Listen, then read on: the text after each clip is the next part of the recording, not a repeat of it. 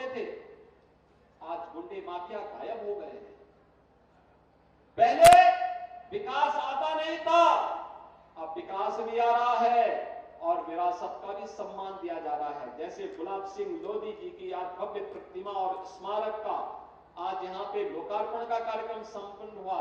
सातन पासी के किले के भी पुनरुद्धार के लिए सरकार इसी प्रकार की बड़ी कार्य योजना को आगे बढ़ाने का कार्य कर रही है।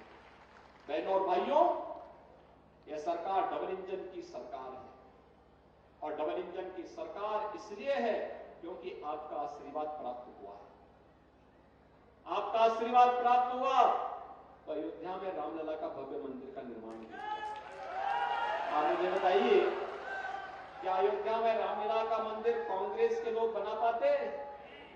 समाजवादी पार्टी के लोग बना पाते?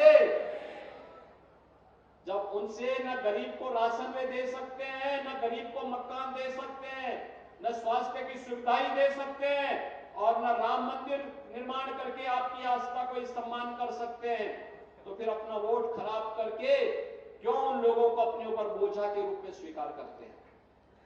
और इसीलिए हम आपका आह्वान करने के लिए आए हैं। पूरे देश के अंदर एक ही आवाज आ रही है, पूरे देश के अंदर एक आवाज है और वह आवाज है 2024 में फिर एक बार